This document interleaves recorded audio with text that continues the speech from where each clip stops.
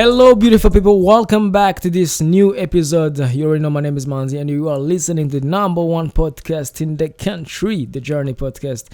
And reminding you guys, this is the season 2, and today I have someone very beautiful in the house, the one and only Ingabire Calene, aka Kaya Byinshii. Welcome, my sister. Welcome. Thank you so much. How are you doing? The journey. In the journey, in the place. In the place. So how are you doing? I'm doing good. Yeah. It's a beautiful day today. Yeah, you're looking good. Thanks. Look at you. So do you. Thank you. I mean, the journey. What do you expect? Exactly. Come on. Period. Yeah. Period.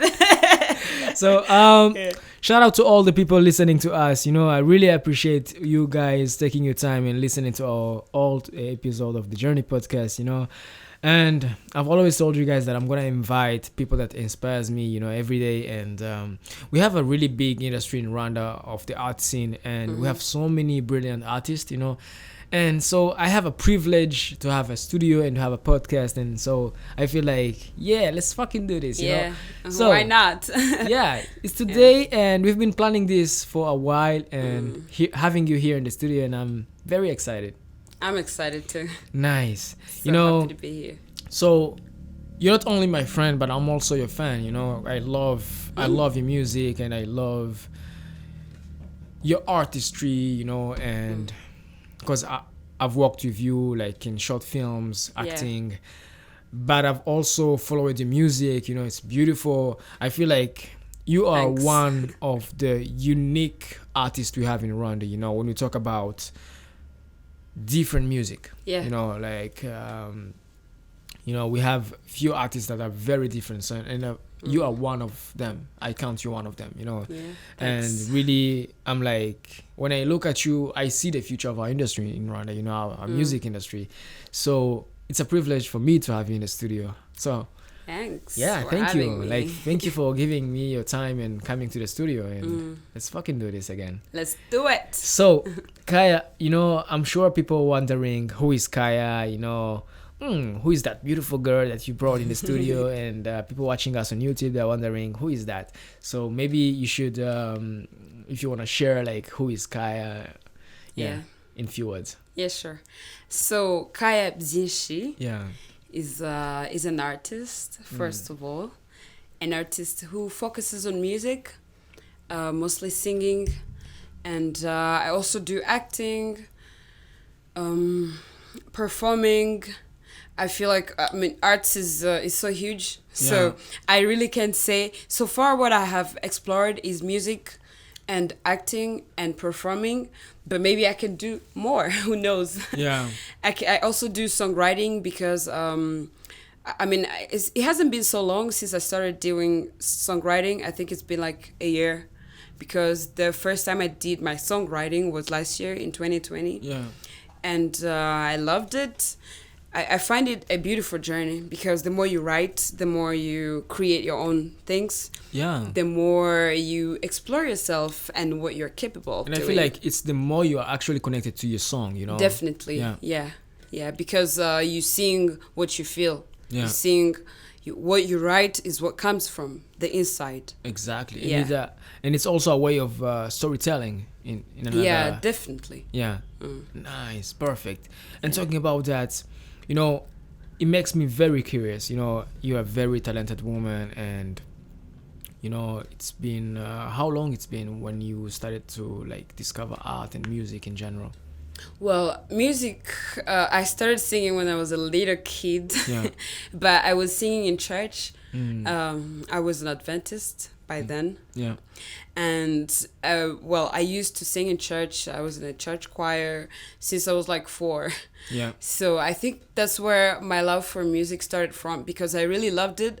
I mean, I think you're also born a singer, because I mean I don't mean people cannot learn how to sing, but also it comes with, you really want to do it. Because when I was a kid, not all the kids joined the choir, but for me I was like, I really want to join the choir because I think it's beautiful to sing. And I think so I joined the choir when I was like 4, and then I started singing in church. But then when I got to secondary school, it kind of faded because I was going to Internat.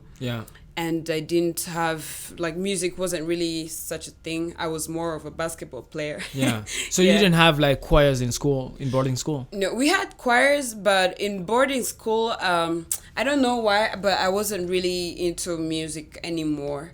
I was more into sports. So that was a phase of you taking a pause into music. Yeah, and then also because maybe it wasn't fun at school, the music. Yeah, because you are always busy when you're in boarding school, playing football, going to study, hanging out with friends. Yeah, but also I should say that in boarding school, most of the time you join something that you think will get you an opportunity to go outside, you know, go to other schools. True. Yeah.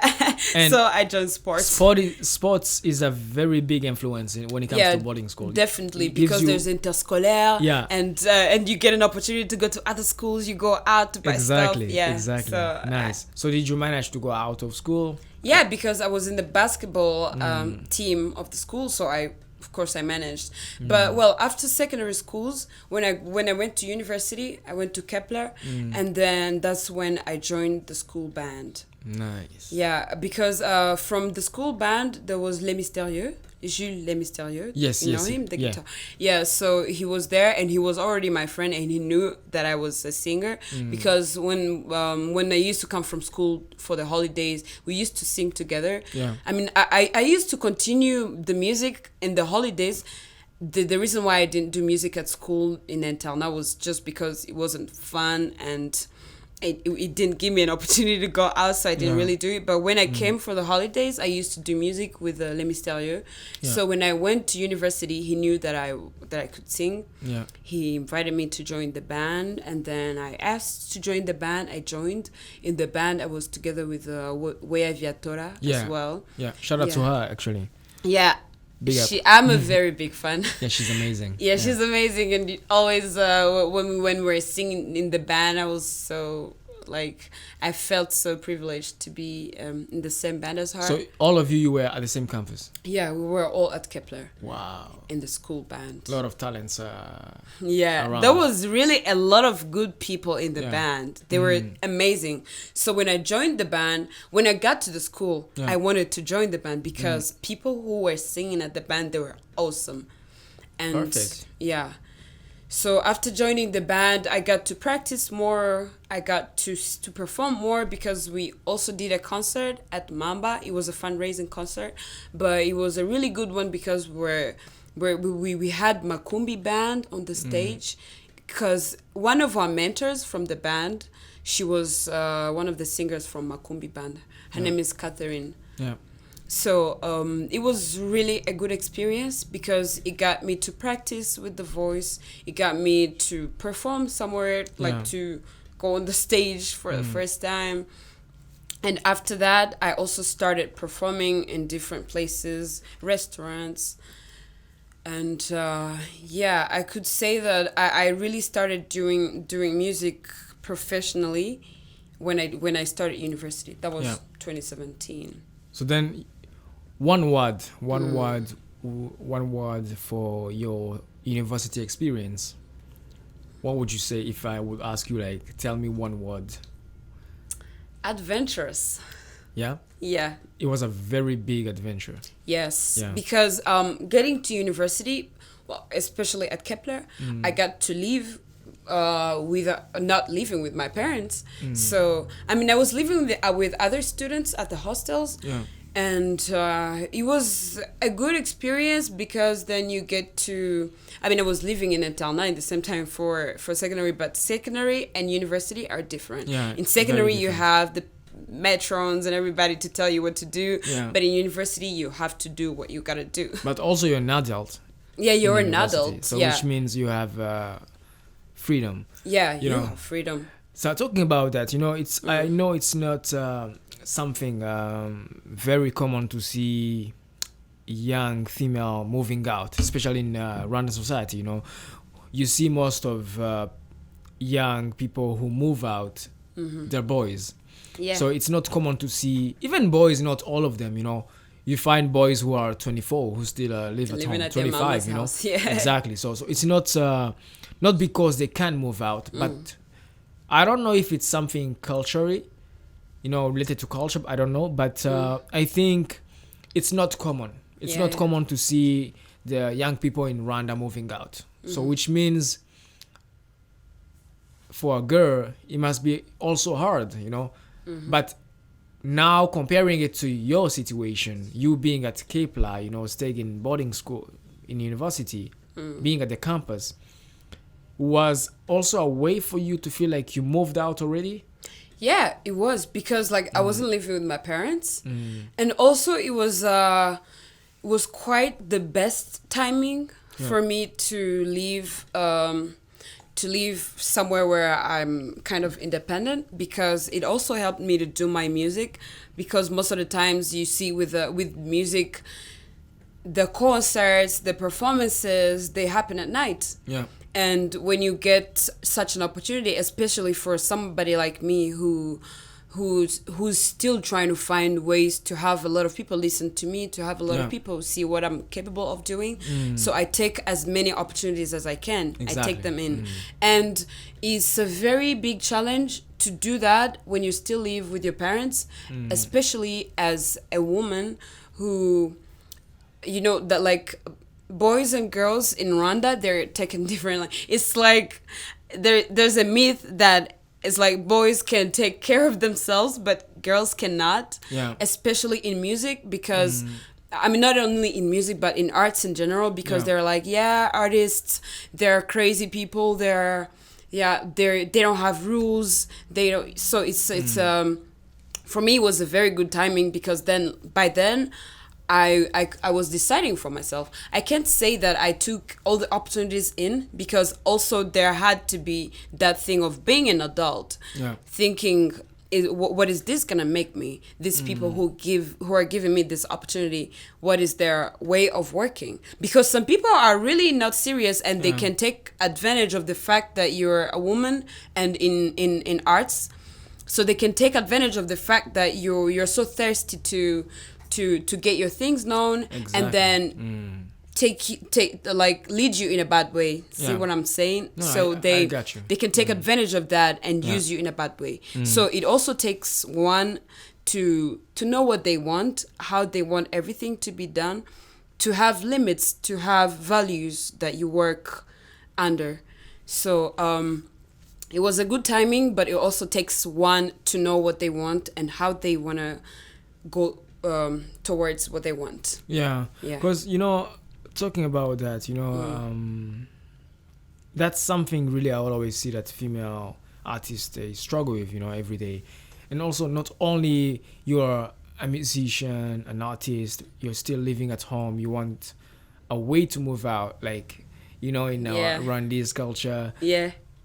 Why are you gonna move out? You don't have a husband, So it's not something people are used to, or parents are used to see, So which means it can be really hard for them to understand that. For you, Calene, to move out, for example, Yeah, even sometimes the parents, they're maybe they understand you sometimes. Like my parents, they really understand me sometimes, but the problem stays with their friends or the neighbors, because the neighbors, they're afraid of what the neighbors are gonna ask, or their friends oh, where is Kaya, we don't see her anymore. And then my parents, they're afraid or ashamed to say that I moved out, because then the neighbors or their friends are gonna be like, oh, she got married and we didn't know, because they expect me to move out when I get married. And that's not how it's supposed to be. Maybe you don't want to get married now. Exactly. And I don't only, that's what the thing that I mentioned, that in the Rwandan society, they think a boy can take care of himself when he moves out, but a girl cannot, which is totally wrong, because if a boy can take care of himself, I can take care of myself too. Exactly. As long as I'm an adult, I know what I want and how I want to go towards what I want. Yeah. And I feel like things are changing. Definitely. People are getting to understand. Yeah. I see more and more really female artists coming out, very young, and I see like you and other different artists, doing their thing, and still you see that it's something, we're the ones that have to make change, you know. Definitely. We're the ones to make people understand, actually, yeah, you can be a girl at this age and move out, you know, and as long as you have your place, it's not like you're moving out to sleep on the street, you know, be a homeless person, you know. If you can afford to move out, you can move out, you know. So yeah, and you also gotta have a reason why you want to move out. Like, exactly. If you're like, maybe it's the fact that I live with my parents is a challenge to my music or to my arts, then that's a reason why you gotta move out. And if you have a way of moving out and being sure that it's gonna contribute something to your arts, then that's a good decision to take. But I also feel like moving out, it helps you to grow, you know, not to grow physically, but to grow more, like discover, you know, discover your responsibility, you know, everything that you're gonna meet outside there, you know. So which is different from when you're staying with your parents, you know. And when you're getting 18, 19, 20, you're growing up, you know. So which means sometimes you want some privacy, you know. You want some privacy. Sometimes you don't want to be with anyone. You want your space, you know. But you can't have space if you have all the siblings running around. Yeah, I get it. Anyways, let's talk about now music. So you come from Kepler, and then what was the next phase when you came from Kepler? So, well, after having joined the band, then I started performing places, and then I met. There's this one night. Well, I used to attend to karaoke's. So at 514, shout out to Chippy and I love that place. It's in Rwanda, right? Carol, yeah. I love that place. I love that place. That place was kind of home. Yeah, I miss because the karaoke's was really fun and a good way to, you know, if I had a long day at work, I could just go after work and sing my long day out. Nice. And it felt really good. So from there, that's where I met Eloi. That's a guy who was working in Green Ferry music label, Eloi. And then from there, he was like, that night, he was like, I really think you have potential, you have really a good voice, and if you would like to create something, I can help you with that. Because at that time, he was in Green Ferry. I think he was in the management team. And then he was like, just let me grab your number. Let's exchange contacts. And then whenever you have thought about it and you feel like you want to create something, I will help you with that. And then I took it. Well, that night it was a little blurry because, I didn't really. It was a little blurry. You get me? I feel you. I feel you. That was a long hell of a night. So we did exchange contacts. And then there passed some time, and then he called me. He was like, do you remember Eloi? And then the flashbacks came. And then I remembered that we talked, and then he's in the management of Green Ferry music. I didn't really know anybody else from there. Except like the people. Well, I used to know Bushali, I used to know Dr. Nganji. And then there he was like, we can meet up, do something. He really, really believed in me, and I thank him for that. He's the very big shout out to Eloi then. Big shout out. So he's the very first person who took me to a recording studio. So that was a really big step for your beginning. In going into music studio. In the music studio. So shout out to Eloi. Shout out to Eloi. So he took me to the studio, and then at that time there was DJ Samish who was working on his mix. Was it a mixtape or an album? I don't remember it very well. But then it was an album actually. So on that album, I recorded a song on it. My first song. Well, I mean, it wasn't mine. It was his on his project. But like because that was my first time in the studio, my first time recording. That was Sushona my first song on his exactly, I remember it. Yeah, Soshona, you remember? Yeah. So it was a really good one, and they liked it at Green Ferry. At Green Ferry, that was like kind of like a test. And not a real test, because I was contributing to the album, but like they were also trying to see what I'm capable of doing. How do I sound on the mic? Because that was my first time on the mic. And how was it? It was cool. Yeah. It doesn't convince me that. Yeah. I mean, I was still scared, not scared, but I wasn't comfortable yet to be on the mic, to record, to hear myself. Yeah. I mean, I had recorded before. I mean, as I told you, I was in a choir at in church. So we used to go to studios to record, but it's a different environment and a different feeling. You see what I mean? Because Green Ferry is, I mean, for people who don't know Green Ferry is a very influential big studio, hip hop studio in Rwanda. You know, music label. You have these guys, Bushali. You had Betray before he leave. You have Icenova. We had even Prime. They had even Prime. Before. They had many different artists. You know, it helped a lot of artists. Actually. So Green Ferry, it has an influence of like trap music, hip hop music. So how was it? You know, like working in a studio music label that only have those artists who are into and only has trap, men. Kinyatrap, hip hop. Yeah. And all male artists. Yes. So you were the first female artist. Yeah. To sign. Well, getting there at first, because I mean, I used to hear Green Ferry. It was like, it's a trap kind of label, trap oriented label. So I was a little bit hesitating, but in the same time, I wasn't hesitating, because I was like, okay, I'm just gonna go and listen to it, because to me, I feel like I can just listen to something and vibe with it, put my voice on it. So it was, at first it was a little bit uncomfortable, because it was my first time meeting everybody. And but when I started recording, plus Nganji is a very welcoming person. He makes you feel at peace.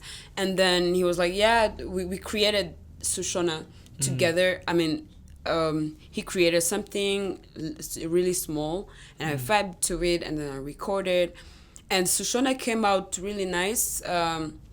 Nganji is he at that moment, because it was my first time to work with him. There was a little bit of a thing, you know, because a producer needs first to listen to you, to get to know you, to know how he does things with your voice and everything. So that was the very first thing we did together. But it was really, really nice. And from there, then they talked to me. They were like, I think we can do something together. We can do like a project together, to put out there, to have people know you. Nice. That was like my very first step to doing my own music. Nice. Yeah.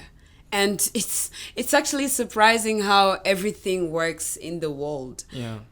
Like, for me to get there, to have an opportunity to start working on my own music, it all started from a karaoke, where everything to me was blurry. I was there at a karaoke, and then I met somebody who I didn't know could change my life, if I could say, because that's not a secret. He kind of changed my life, because he took me to the studio.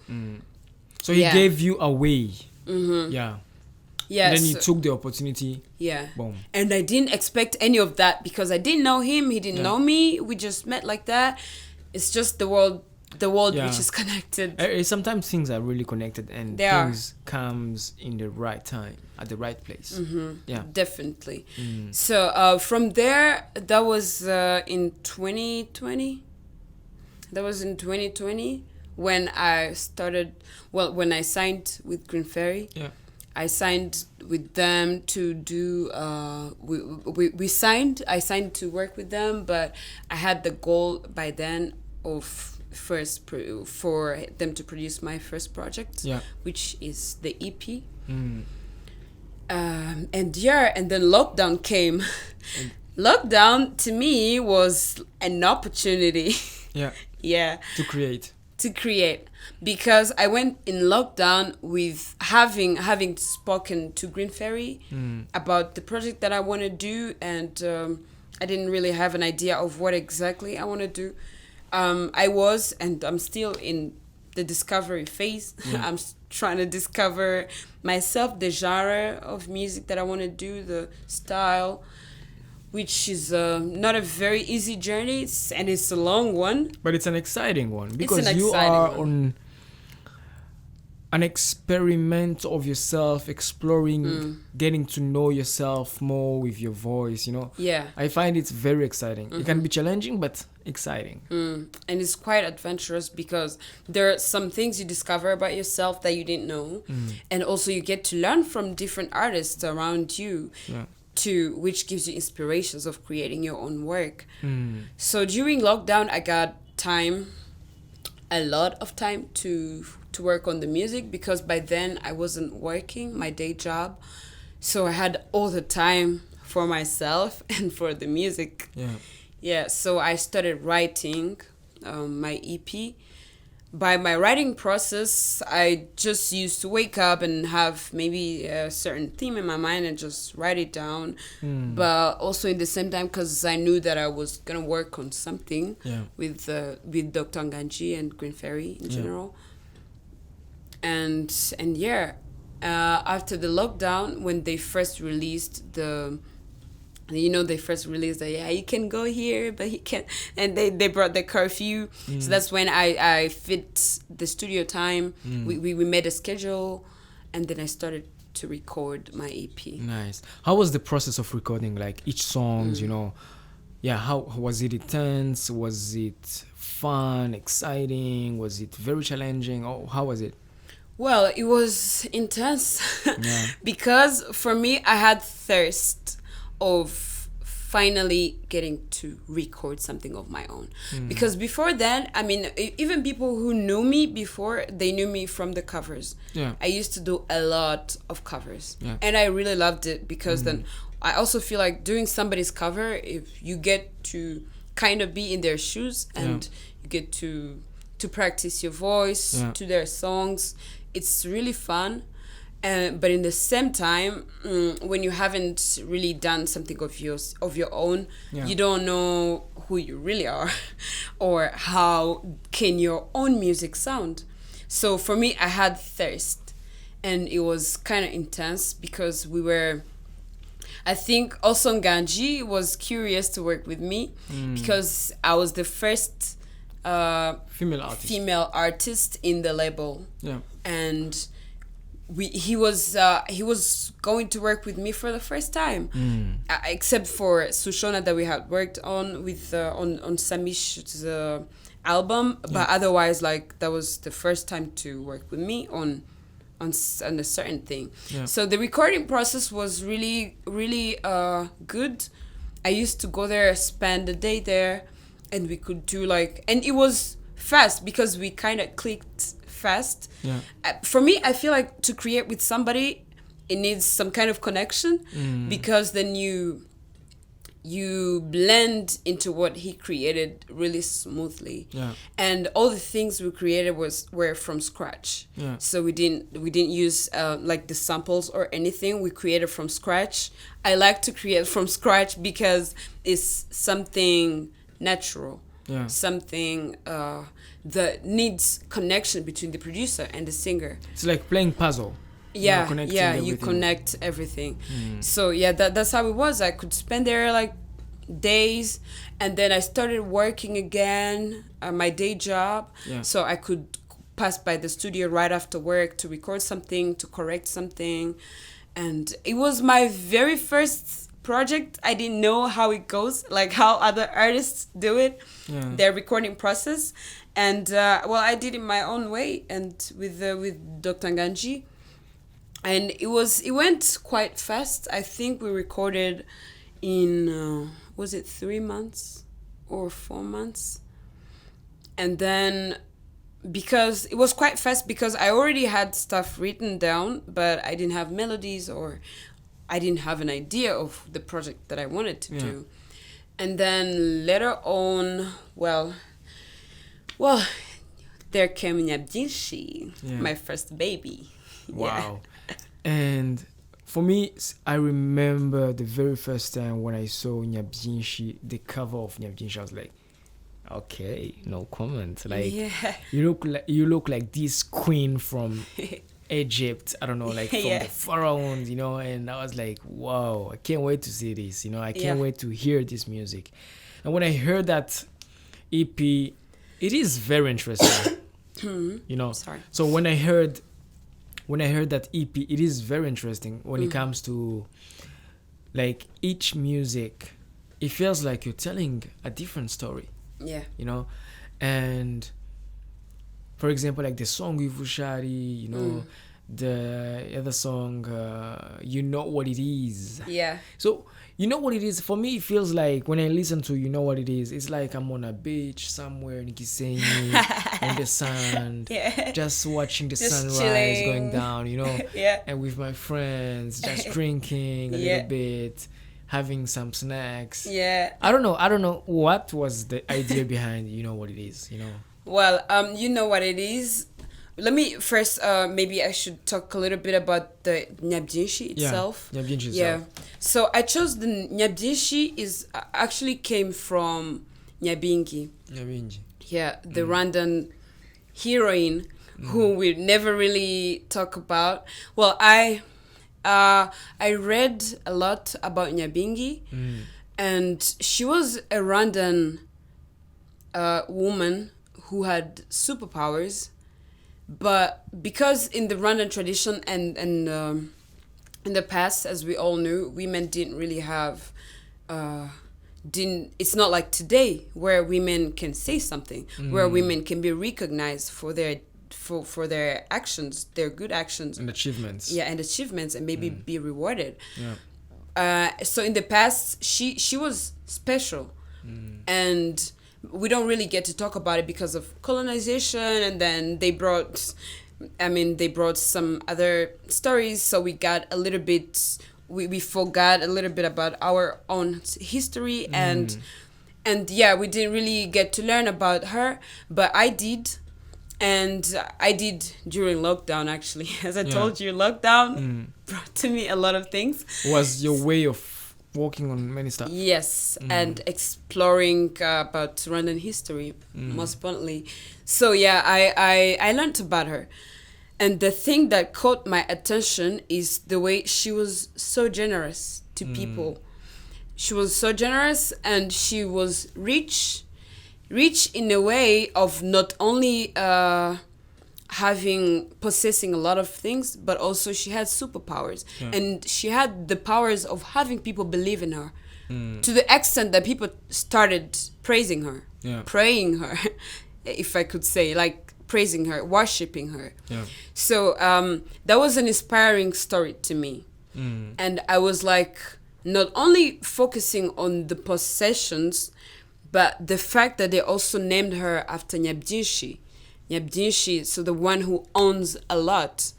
And my EP, all the songs, if you listen to it, starting from Urikaya to 5 a.m. and You Know What It Is, there are different stories.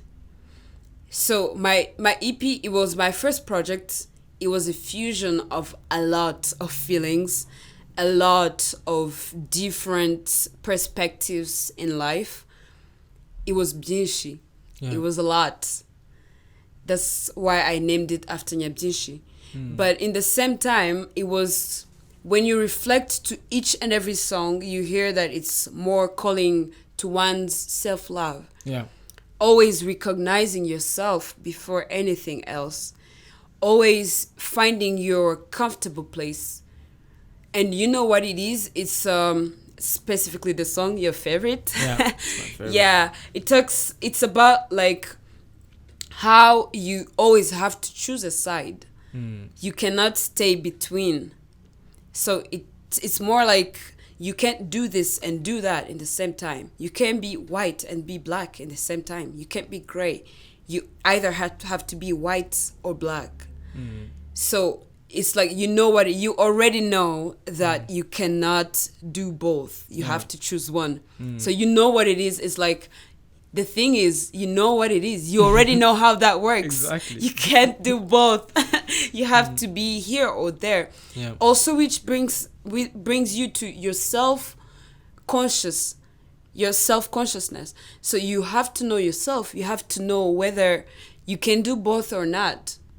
You know, you have to know what it is with yourself. Yeah. You have to know what goes on with yourself. You have to know how to treat yourself great. You have to know which side is doing you great, which side is not doing you great, and follow your instincts, follow how you want your health to be. If you want to feel good, then you have to know what it is. You have to know what makes you feel good. Yeah. You can't do both. Yeah. And you know what it is. Exactly. Yeah. Wow. That is inspiring. You know, I hope really people get to really go deep with your EP, and also for me, it's a privilege. It's a privilege that you get to share with us why NYABYINSHI, why you know what it is, you know, and people following us and listening to us and watching us. You know, this is amazing. You know, because we always listen to music. You know, you take an EP, you take an album, you listen to it, but we actually don't know why that. Yeah. What is the reason behind it? You know, why? What did the artist want to tell us? You know, what is the story telling in this particular song or anything? You know, so that is cool. Anyways, let's talk about now how me and you we know each other, because I remember seeing you at INEMA. You have this vibrant girl dancing so much, you know, H music. Because I love to connect with people on the dance floor, you know. I've always connected with people on the dance floor. And then I see you dancing. I don't know which friend you were with. Who is my friend? Who were you with again? I don't know. Was it Sigrid? Yes. It was. Yes, she was a student. Exactly. So Sigrid is my student. She's also my friend. Hi, Sigrid. Hi, Sigrid. So I remember. Yes, I was with Sigrid. I think. I don't know how I was with Sigrid. I met her somewhere, and then we end up at INEMA. I think she was a student at the music. At the dance. I didn't. Yeah, she was. She used to come. I mean, she always come in my dance class. But then, how we end up at INEMA? Anyways, we end up at INEMA, and then she knew, and then I was like, who is this vibrant? I love to meet vibrant people, but then I didn't know that was the beginning of a really crazy friendship, right? Adventure, and then you are very active and dancing so much. But I also noticed, because when we started to hang out, you were a friend of Sarah, and I knew Sarah from. It's been a while. When she used to really swim so much, because she's an athlete. Yeah, she's a swimmer. Yeah. International swimmer. She's also she taught me how to swim. Yeah? Yeah, she's my teacher. Yeah. Then we can go to swim very soon. Exactly, cool. Anyways, that was awesome. I feel like I really miss to hang out with a lot of people, you know. Yeah. Because of this corona, everything stopped, and I feel like... Yeah, sometimes I miss this social life, you know. How do you feel about it?